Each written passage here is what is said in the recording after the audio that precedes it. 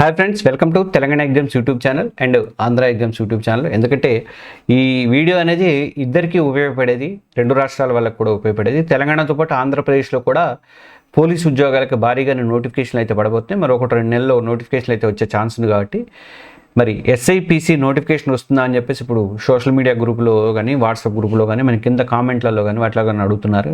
లక్షల మంది అభ్యర్థుల్లాగే మీ గుండెల్లో కూడా టెన్షన్ అయితే మొదలయ్యే ఉంటుంది అనుకుంటా. ఈ వీడియోలో నేను చెప్పబోయేటువంటి ఒక పద్ధతిని మీరు పాటిస్తే చాలు.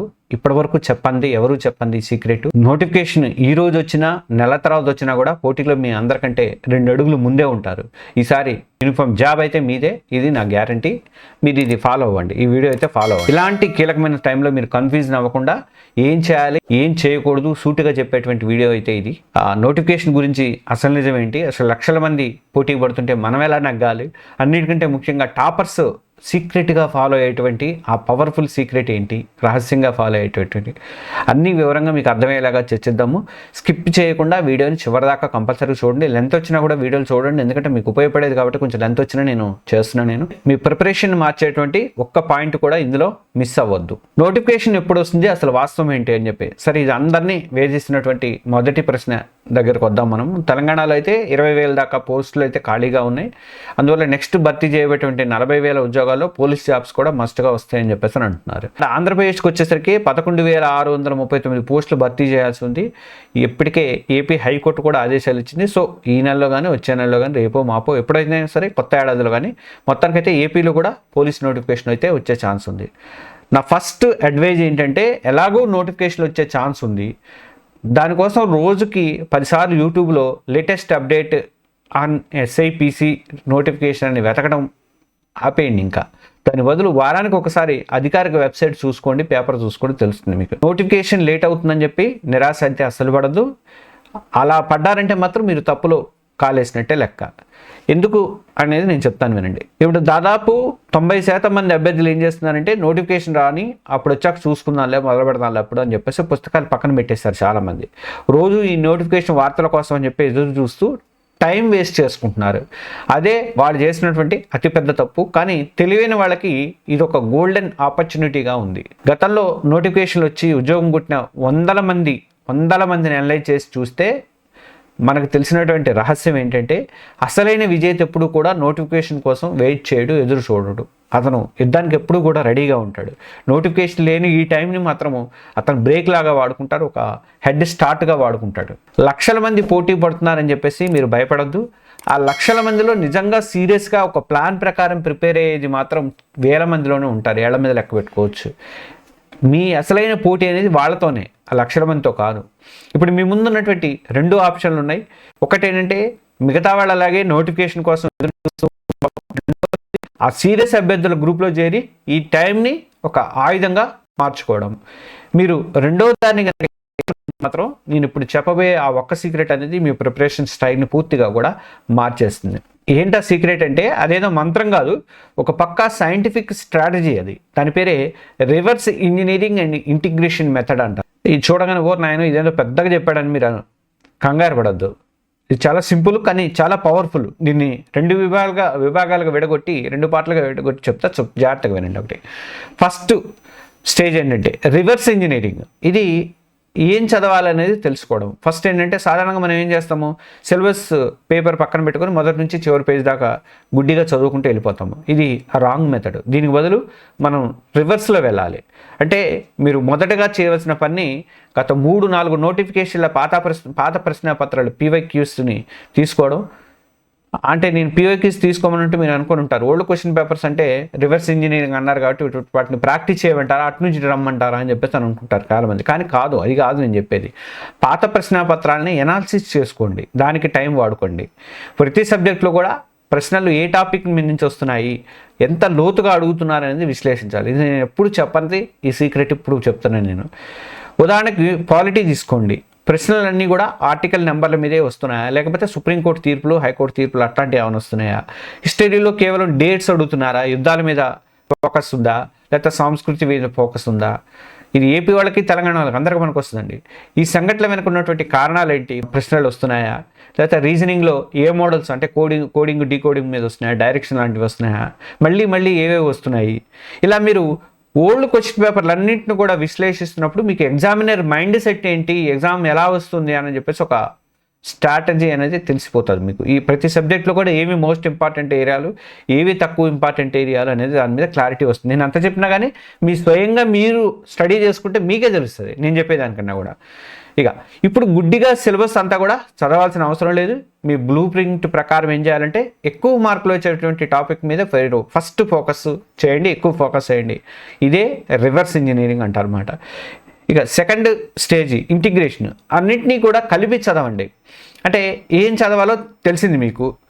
చాలామంది చేసేటువంటి మరో తప్పు ఏంటంటే సబ్జెక్టులు విడివిడిగా చూడటం అనమాట. అంటే ఉదయం రీజనింగ్, మధ్యాహ్నం జిఎస్ ఇలా వేరువేరుగా చదువుకుంటూ వెళ్ళిపోతారు. కానీ టాపర్స్ అలా చేయరు. వాళ్ళు ప్రిపరేషన్ ఒక ఇంటిగ్రేట్గా చూస్తారు. అంటే వాటన్నింటినీ కూడా కలుపుతారు. దాన్ని 3 రకాలుగా చేయాల్సి వస్తుంది. అది ఏంటంటే చెప్తా చూడండి. ఒకటి subject plus current affairs integration. మీరు చదివే ప్రతి స్టాటిక్ టాపిక్ కరెంట్ అఫైర్స్తో కూడా ముడిపడి ఉంటుంది. దాన్ని లింక్ చేసుకోవాలి. నేను ఎప్పుడు చెప్తానంట, కరెంట్ అఫైర్స్ చదివేటప్పుడు దాన్ని బ్యాక్ వెళ్ళండి. సుప్రీంకోర్టు ఒక తీర్పు ఇచ్చినప్పుడు అసలు అది ఎప్పుడు వచ్చింది ఏంటి అనేది బ్యాక్ వెళ్ళండి. ఒక సైంటిఫిక్లో ఒక అంతరిక్షంలోకి ఒక ఎగరేశారు, దీనికి టెక్నాలజీని ఫస్ట్ మనం ఏం ఎగరేసాం, లేకపోతే ఈ టెక్నాలజీని ఇంతకుముందు వాడామా, అంతకుముందు ఏం టెక్నాలజీ ఉండేది, అట్లా బ్యాక్ వెళ్ళండి. పాలిటీలో నేను కొన్ని గవర్నర్ అధికారాల గురించి చదువుతున్నారు మీరు, వెంటనే ఈ మధ్య గవర్నర్లకు రాష్ట్ర ప్రభుత్వాలకు మధ్య ఏమైనా వివాదాలు వచ్చినాయా? ఉన్నాయి కదా, మనకి తమిళనాడులో వివాదం ఉంది.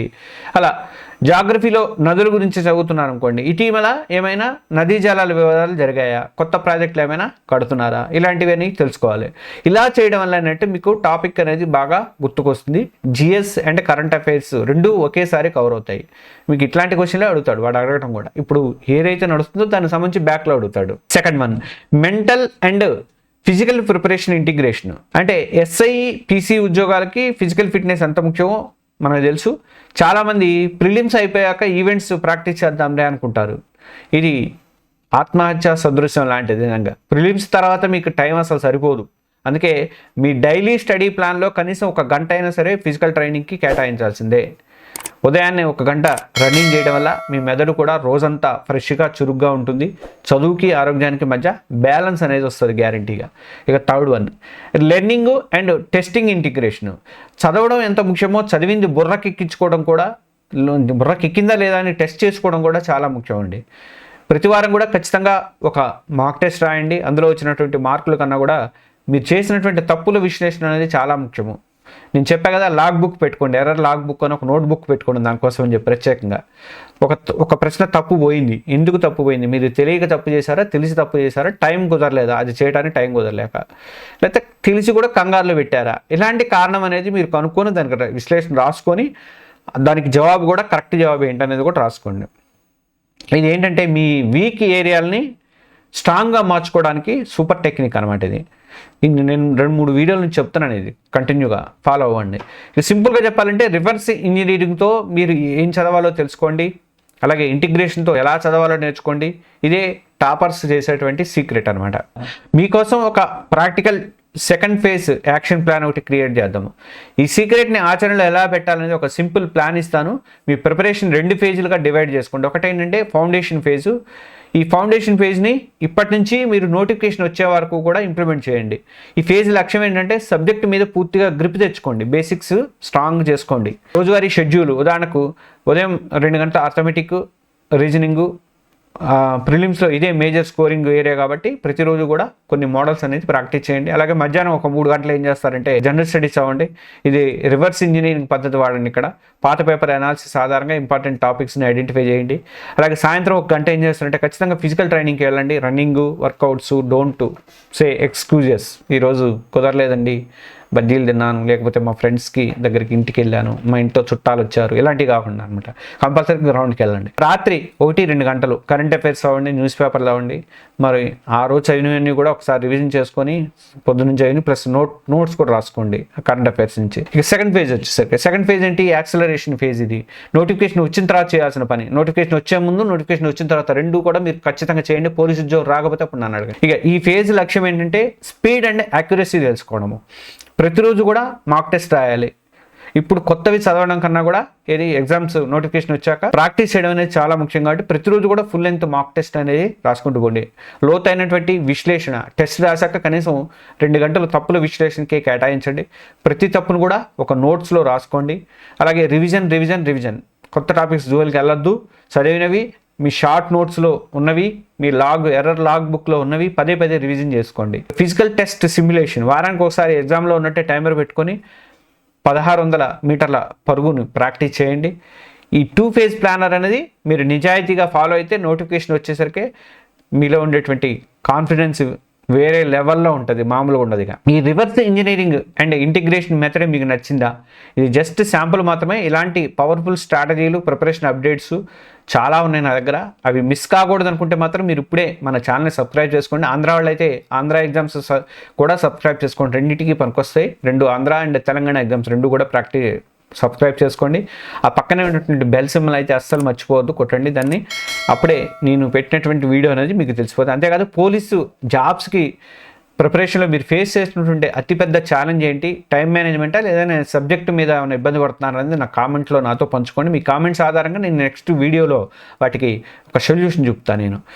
అలాగే నిన్న ఇచ్చినటువంటి వీడియోలో కూడా మీకు తెలుసు, మేము పార్ట్ టైం ఉద్యోగాలు చేసుకుంటే ఎలా చేయాలని చెప్పేసి కింద ఒకళ్ళు కామెంట్ చేశారు. దానికోసం అని చెప్పేసి నేను వీడియో చేశాను. అలాగంటే చివరికి ఒకటే మాట గుర్తుపెట్టుకోండి, నోటిఫికేషన్ ఎప్పుడు వస్తుందా అనే టెన్షన్ లేని నేను చెప్పినటువంటి 2 phases ఫాలో అవ్వండి.